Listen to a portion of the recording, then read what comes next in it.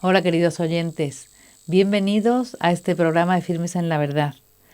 Hoy tenemos con nosotros a una persona experta en el Santo Grial, de lo cual vamos a hablar hoy. Él es Jorge Manuel Rodríguez Arenar y es presidente de Semnología en Valencia y es profesor titular universitario de la Facultad de Derecho en Valencia y lleva muchísimo tiempo, desde el inicio del Centro Español de Sinología está él en Valencia trabajando en ello, es su vocación, es su vida, como él dice, y él es en la actualidad presidente. Y aparte también es redactor de la revista Lintium, muy interesante. Tienen su página web, están trabajando siempre a nivel también internacional, organizando congresos en relación también con Asturias, sin parar, porque él es, ante todo, su vocación es todo el conocimiento de este tema y la difusión del mismo. Él ha dado 1.700 y pico conferencias sobre este tema. Y hoy tenemos la gran suerte de tenerle al otro lado de las cámaras para compartir esta media hora y hablar de este tema en concreto del Santo Grial. ¿Qué tal, don Jorge Manuel? Aquí estamos, en una ocasión estupenda para difundir un tema que no es tan conocido como parece. Es verdad, porque el Santo Grial, primero de todo, ¿qué es? Porque normalmente suena, ¿no?, al público en general, el Santo Grial te suena a película medieval, llena de caballeros, incluso relacionado con la tabla redonda, caballos, ¿no?, en busca de algo como que no existe. Entonces vamos a centrarnos primero en a qué llamamos el Santo Grial. Pues eso es una muy buena puntualización, porque yo empiezo siempre las conferencias diciendo, primero, cuando se habla de Santo Grial, pues la gente efectivamente le suena algo esotérico, la búsqueda de la perfección, etc. Todas estas cosas. Claro, eso se dice porque nadie se ha leído, o casi nadie se ha leído las leyendas medievales. Las leyendas medievales dicen que el Grial era un objeto. De hecho, es un injerto en todo el ciclo artúrico del rey Arturo Escabés de la Tabla Redonda, donde se supone que una vez se produce la devastación. La verdad es que las leyendas tienen un fondo cristiano impresionante, porque la idea es que intentan buscar los caballeros perfectos para crear un mundo perfecto desde el punto de vista humano. Entonces, ahí hay una infidelidad del rey Arturo con uno de los caballeros que se suponía que era el líder de todos, y entonces todo se va al garete. Y entonces, cuando están muy decepcionados, de repente pues tienen una aparición de unos ángeles que portan un cáliz. Por tanto, el Grial es un cáliz, no es una búsqueda de la perfección, nada de esto, ¿no? Entonces, ellos se dan cuenta de que lo que tienen que hacer es buscar la perfección espiritual, no la humana. Y entonces se van todos a la búsqueda del Grial. Y efectivamente lo que dicen las leyendas es que ¿dónde está el Grial? Grial es una palabra medieval española que se sigue utilizando en Galicia y que equivale a copa para el vino. Por tanto, igual que se dice escudilla, pues se dice Grial. Es una Arcipreste Edita, Cervantes, todo eso se utiliza la palabra. O sea, el Santo Grial es la Santa Copa, el Santo Cáliz. El Santo Cáliz. Y para nosotros, entonces, el Santo Cáliz es el que utilizó Cristo en la institución de la Eucaristía en la Última Cena, ¿no? Exacto. Claro, cuando se utiliza una palabra común con la palabra santo delante es que se refiere a una reliquia de Jesucristo, ¿no? La sábana santa, el santo sudario, los santos clavos, la Santa Cruz, o sea, se refiere a que es una reliquia de Jesucristo. Por tanto, la búsqueda del Santo Grial es la búsqueda del cáliz de la Última Cena. Y entonces vamos a ver, vamos a hacer un recorrido, primero arqueológico, para saber si es real. ¿Puede existir el Santo Grial? ¿Cómo sabemos si es verdadero esto que dice que sí que existe? Bueno, entonces resulta que nosotros en Valencia, en la Catedral de Valencia, en Valencia está desde el siglo XV, tenemos un objeto que se ha llamado siempre el Santo Cáliz. Hay un documento de la entrega del rey de Aragón, que lo tenía en su relicario, luego volvemos hacia atrás. El rey de Aragón, Alfonso Magnánimo, pues empeña, digamos, su relicario a la Catedral de Valencia a cambio de un dinero, porque está en la expansión de la Corona de Aragón y entonces necesita dinero. Y allí consta el documento, en el acta que fue enviado a España por San Lorenzo y que es el cáliz de la Última Cena, etcétera, etcétera. Bueno, eso era una cosa que era una tradición. Sí. Entonces, en 1960, pues el catedrático de arqueología de la Universidad de Valencia, pues recibió una llamada del entonces arzobispo, que está en proceso de beatificación, que era un salesiano, que era... Don Marcelino. Don Marcelino Laechea, exactamente. Y don Marcelino le llamó diciendo que quería una conferencia sobre el Santo Cáliz. Entonces este dijo, hombre, según nos contó personalmente, dijo, yo, que era una persona que no era nada creyente, había estado represaliado después de la guerra y tal, lo cual no impidió que años después fuera catedrático de arqueología de Valencia. Dice, claro, a mí que el arzobispo me llamara me llamó la atención mucho, ¿no? Pero lo que le dijo, no, yo quiero hacer un estudio histórico, arqueológico de Santo Cáliz para ver a qué atenerme. Entonces don Antonio Beltrán, que era este catedrático, él le dijo, bueno, ¿y si no es qué? Entonces le dijo al arzobispo, pues si no es, lo diremos, lo diré yo. Y nos dijo don Antonio, yo me quedé enamorado del talante intelectual de un arzobispo que estaba dispuesto a poner en duda una tradición de siglos y pues pidió una serie de condiciones, ¿no? Es decir, un estudio objetivo, etc. Y todo eso se hizo. Entonces en 1960 se publicó un estudio de don Antonio Beltrán muy serio, que hace unos años hicimos un congreso en el año 2008 en Valencia y pedimos la opinión de otros arqueólogos. Nos dijeron, aquel estudio es totalmente vigente, está totalmente vigente.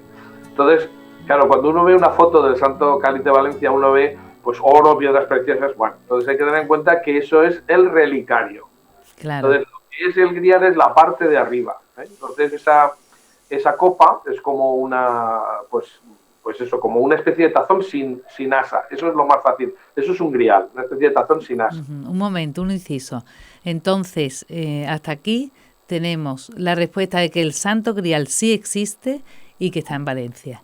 Y que encima está, me parece muy acertado por parte de don Marcelino, el encargo a una persona totalmente objetiva, porque no era creyente y además, y el no temor a buscar la verdad por parte de la Iglesia. Es decir, si ese es y si no, pues no pasa nada, no nos aparta de la búsqueda de la verdad y de lo que es. Entonces, claro, esa valentía, ¿no? Por buscar la verdad, claro. Entonces, ahora, este grial, que es una parte así, entonces el cáliz que hay en Valencia es la reliquia, y cuéntanos un poco más de su valor arqueológico y después me gustaría ir por el recorrido histórico, que me parece muy interesante. Pues efectivamente, entonces la idea es que arqueológicamente la copa superior, ese grial que hay, que tiene una salsa y tal, que eso es precisamente para mostrar la reliquia, y por tanto todas las piedras preciosas, todo eso se ha añadido. Pues el grial de arriba se puede datar perfectamente, porque existen, estos se llamaban vasos murrinos. Entonces, existieron entre el siglo II a.C. y se dejaron de hacer aproximadamente el año 50 después de Cristo. Por tanto, sabemos que es del tiempo de Jesús o anterior.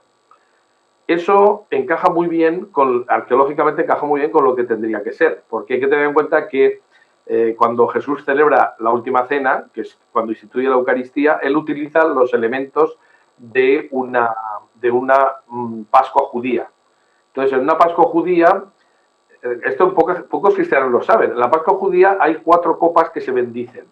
Entonces, la tercera copa, que es la de después de la cena, como dice San Pablo, acabada la cena, tomó el cáliz, bueno, pues efectivamente, ese cáliz, ¿por qué no especifica más? Porque es el cáliz de bendición o de redención. Es una copa especial que tienen todas las familias judías y que es su vinculación es decir, como su pertenencia al pueblo de la alianza. Entonces es una copa especial y que todo el mundo conoce, pues es la copa de la familia. Por eso el cáliz usado por Jesús no era suyo, era de la familia en cuya casa se celebra la última cena. Lo digo porque, claro, todo el mundo, bueno, ahora ya la gente está olvidando, pero hace unos años todo el mundo preguntaba por Indiana Jones, ¿no? Bueno, es que Indiana Jones coge un cáliz de madera y dicen, este es el cáliz de un carpintero. Y digo, sí, podría ser que fuera el de un carpintero, pero no el que estaba en la última cena, porque tenían que ser de piedra para ser puros, y en fin, una serie de especificaciones que nuestro cáliz cumple perfectamente. Es decir, que desde el punto de vista arqueológico, como terminó diciendo don Antonio Beltrán, yo puedo poner la mano al fuego de que este cáliz pudo estar en la última cena delante de Jesús. Claro, cumple todos los requisitos de la época. Mucho. Me parece muy interesante también, un poco por llevarnos a historia, a lo que nos importa. Normalmente, has dicho tú que era un cáliz de bendición, pero para un cristiano significa muchísimo, porque la bendición de la última cena fue muy especial. Cuéntanos un poco esa, la fuerza, ¿no? Lo que sería. efectivamente. Es una de las cosas que yo últimamente resalto. Yo soy profesor de Derecho de la Universidad de Valencia. Entonces, claro, y estoy dando obligaciones y contratos. Y una cosa que le explico a la gente es que tú no puedes renovar un contrato si no lo has firmado previamente. Entonces Jesús hace una cosa que debió dejar impactadísimos a los apóstoles y demuestra la fuerza que tiene lo que hizo Jesús. Porque Jesús, en lugar de hacer la oración que hacen comúnmente todos los judíos en la Pascua, lo que hace es una cosa distinta. Dice, este es el cáliz de mi sangre. Dice, el cáliz de la nueva alianza en mi sangre. Poca gente se da cuenta de lo que significa eso. Es decir, la alianza de Dios con el pueblo de Israel era en la sangre de Abraham. Es decir, los descendientes de Abraham son el pueblo de Dios. Y ahora Jesús dice, la sangre que vale es la de participar en mi sacrificio. Esto yo no lo he oído explicar nunca a ningún sacerdote, pero es fundamental. Es decir, y además él se coloca en el lugar de Dios. Es decir, asume que él, que ha hecho la primera alianza, hace la segunda alianza. O sea, muchas veces la gente pregunta, ¿y cuándo dice Jesús que es Dios? Pues ahí, clarísimo, porque es imposible que una persona que no sea Dios diga renuevo o hago una nueva alianza, ahora no en la sangre del pueblo de Israel, que también, sino con los que participan en mi sangre. Por eso la importancia de que los cristianos deben participar en la Eucaristía, no es una cosa añadida, es algo esencial a la vida del cristiano, ¿no? Claro, claro. Entonces, eso pasa con un cáliz concreto, que evidentemente los cristianos conocían. Pero diría una cosa más, dejamos en este punto, y es que los Hechos de los Apóstoles nos dicen que 10 años después, concretamente cuando el año 43, cuando fue encarcelado San Pedro, cuenta que de ese pasaje que se le caen las cadenas y tal, entonces dice, era la fiesta de los ácimos, o sea, Pascua. Entonces dice, se dirigió a la casa de María, la madre de Juan Marcos, donde los cristianos se reunían en esa fiesta. Es decir, es casi seguro que la casa del cenáculo fuera precisamente la casa de la madre de Juan Marcos, que es el evangelista Marcos. Y el evangelista Marcos es el que luego acompañará a Pedro a Roma en su predicación. Entonces, el año 60, más o menos, que es cuando muere San Pedro, el cáliz que había sido llevado con San Pedro, eso dice la tradición, pero lo llevaba el propietario, que era Juan Marcos, el que le acompañaba a Roma. Claro, que era el hijo del dueño de la casa donde habían celebrado la última cena. Pero había pasado el tiempo suficiente pues, como para que él fuera ya el dueño. Entonces se lo lleva con San Pedro a Roma. Sí, eso tiene su lógica. Sí, entonces, aparte, sí. Todo matándose, ¿no? Que son pasos con bastante certeza, se puede decir, histórica y luego además hay un detalle que es, y yo creo que me parece tumbativo, y es que tampoco la gente cae en la cuenta de lo siguiente. Vamos a ver. El canon romano, que es la plegaria eucarística, que está redactada aproximadamente en el siglo II, se hicieron algunas modificaciones, pero se sabe que en el siglo IV ya no se volvió a tocar nada, porque se añadieron algunos mártires hasta el siglo IV y luego ahí quedó cortado. Pues el canon romano, que es la plegaria eucarística, o sea, las oraciones en torno a la consagración, el canon romano era la plegaria eucarística local de los papas. Es decir, hay gente mayor que dice, bueno, yo sí, era el que se decía siempre antes del Concilio Vaticano II, vale, pero inicialmente era la plegaria local de la ciudad de Roma. Y es muy importante porque ahí se conocen las plegarias eucarísticas más antiguas. En el canon romano se dice una cosa por triplicado que es importantísima, y es que dicen que están usando el mismo cáliz de Jesús. Porque, no me sé el texto en griego, lo siento, pero la traducción al latín, que es bastante aproximada, lo que dice es et unc preclarum calicem, es decir, tomó, no se traduce este cáliz glorioso, no. Et unc no es unc, sino et unc es este mismo. Y preclarum no es glorioso, es famoso, es decir, conocido por su fama. Entonces, cuando el sacerdote hacía eso, que entonces era el Papa, levantaba el cáliz. O sea, cuando tú dices, tomando este mismo cáliz que todos conocéis, ¿qué está diciendo? O sea, diciendo por triplicado que es el mismo que usaba Jesús. Y eso está en un documento oficial de la Iglesia Católica redactado en el siglo II. Entonces, claro, se pueden crear otras tradiciones o todo lo que se quiera, pero está claro que la Iglesia en un momento determinado dijo que el cáliz que estaba en Roma era el mismo usado por Jesús. Y eso no hay vuelta de hoja, eso está más claro que el agua. Ese es el que, según la tradición, está en Valencia. Es desde luego precioso e interesantísimo. Vamos a seguir un poco a través de la historia. Entonces, lo tiene el apóstol Juan Marcos, el cáliz. ¿Y cómo llega a España? Se queda en Roma y se hubiera quedado allí normalmente, no hacía falta que estuviera en ningún otro sitio porque estaba en un sitio muy bueno. Claro. Lo que ocurre es que se produce la persecución del emperador Valeriano, que se da entre el año 256 a 258. Entonces, esa persecución se diferencia de las otras. Es importante también tenerlo claro eso, porque las primeras persecuciones perseguían a los cristianos porque los consideraban ateos, porque no querían adorar al emperador, y eso era una forma de ateísmo.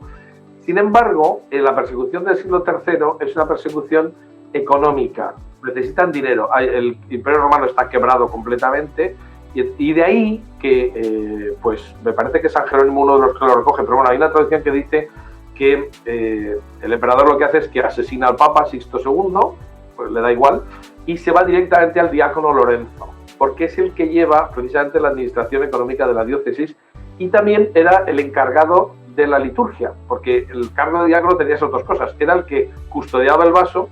Esto sigue ocurriendo en una misa donde hay un diácono, el diácono es el que levanta el cáliz cuando se produce la elevación de Dios, ¿no? O sea, del Señor.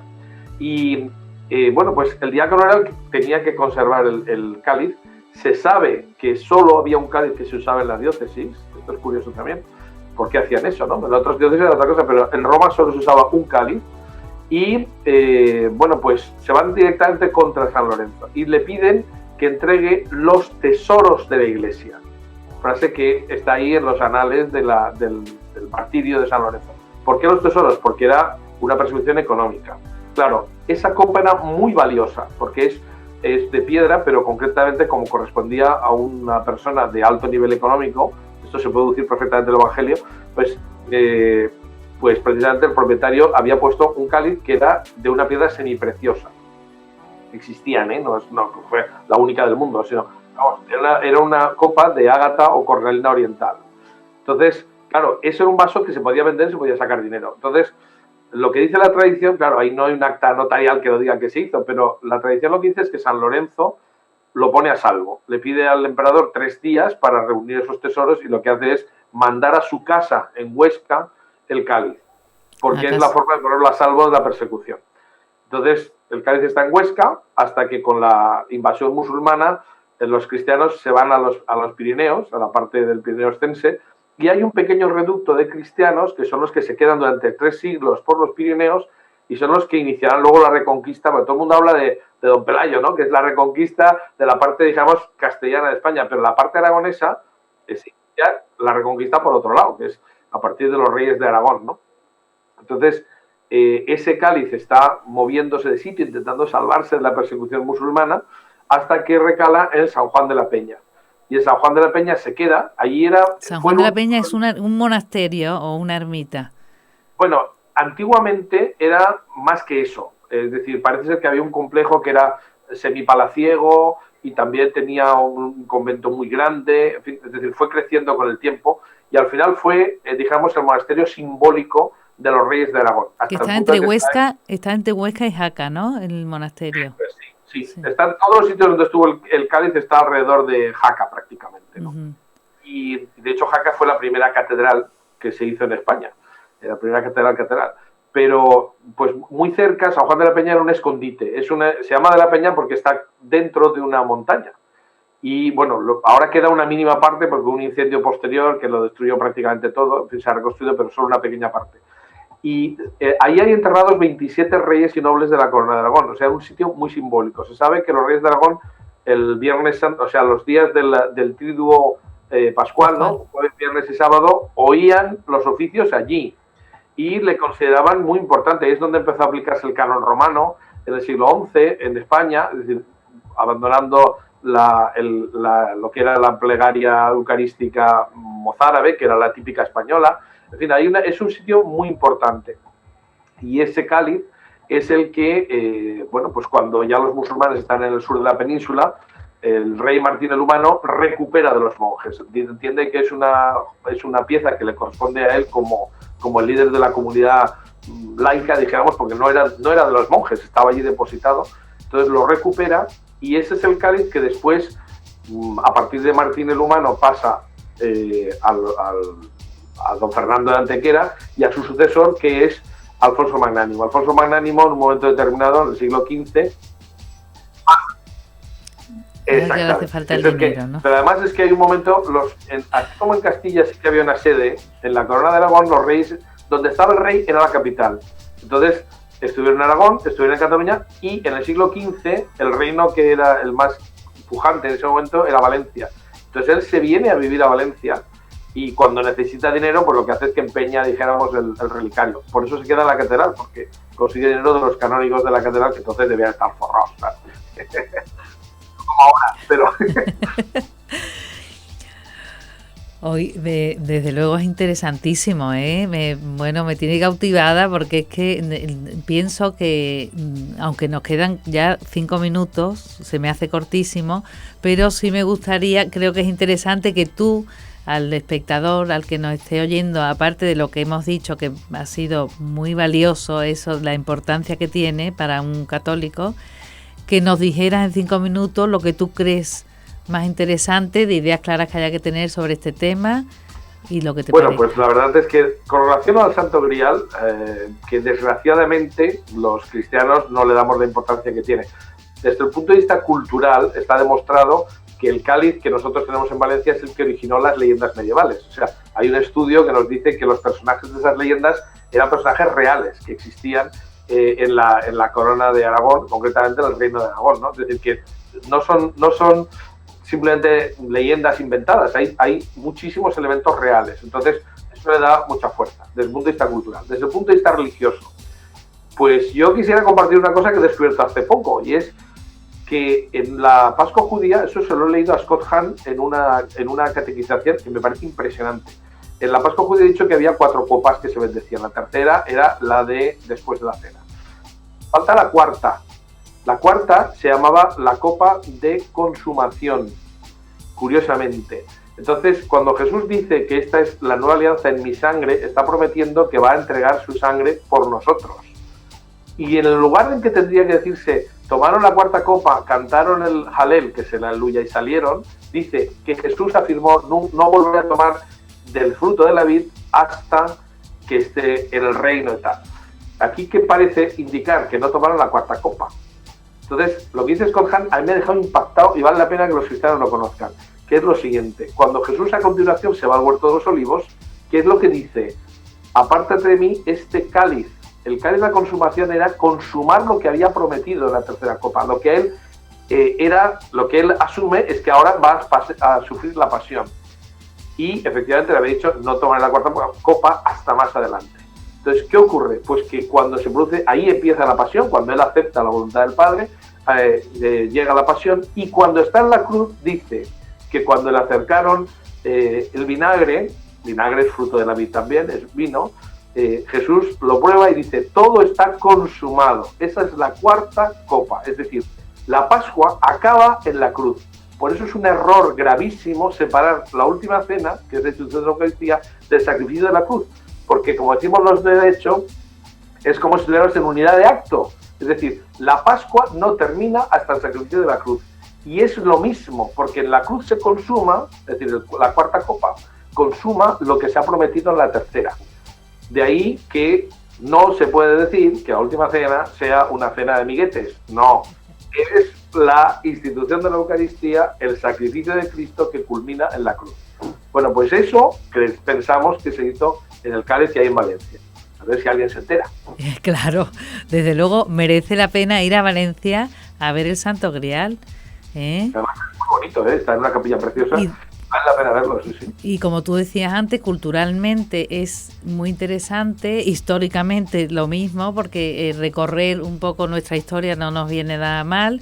Después, hombre, lo más fácil es ver en vuestra página web, que tenéis los audiovisuales tan bien hechos, que son muy interesantes, se ven solos, y desde luego visitar el Santo Grial, claro, y es que, bueno, es como nuestro, casi importantísimo, como quien va a Jerusalén casi, porque es que, fíjate, es que una cosa central para un católico, claro.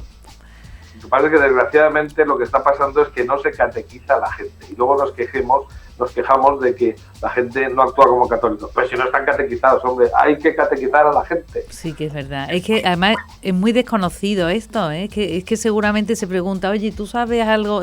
No se lo sabe. de los propios valencianos lo desconocen completamente. Fíjate. Entonces sí es importante ver el Cádiz sabiendo lo que estás viendo, porque mucha gente entra, mira, bueno, pues, no sabe lo que ve y se va. Y dices, qué desgracia, ¿no? O sea que, pero cuando uno entiende lo que está viendo un momento culminante de la historia de la humanidad, significado en esa copa, ¿no? Muy bien. Bueno, don Jorge Manuel, muchísimas gracias, ¿eh? Ha sido muy... Ya sabemos la vía de contacto. Sí, ya sabemos la vía de contacto, sí, otro día tendremos que contactar. Pues nada, entonces hasta el próximo día. Muy bien, de acuerdo. Y gracias por todo lo que nos has contado, ¿eh? Hasta luego. Queridos oyentes, pues tras esta interesantísima conversación, no dudemos en profundizar en el tema del Santo Grial y visitarlo en Valencia. Gracias. Hasta el próximo programa.